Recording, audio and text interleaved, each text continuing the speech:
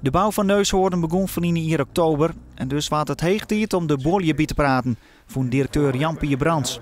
Mij een flesje bier. Mijn doel is om de mijlkoord van de meisjes de komende tijd. En dus de meesten die er net binnen, nou, daar maak ik nog gewoon even een bidel.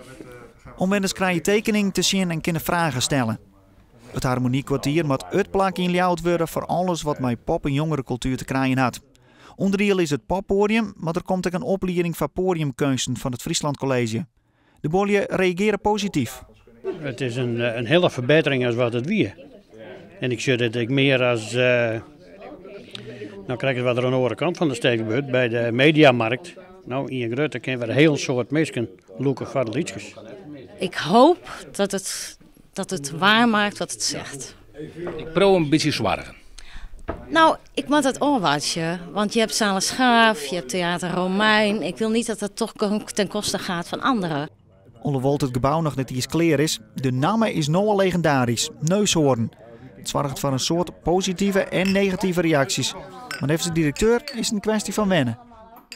Ja, je maakt een mijlkoord met er invulling aan jou. En dan uiteindelijk dan wordt het min of meer een soort van vanzelfsprekend iets. Van, oh, Neushoorn, ja, dat is die club, dat is die werkwijze, dat zijn die meesken. En dus dat is voor u al jaren wennen. In september dit jaar moet het centrum kleer wezen.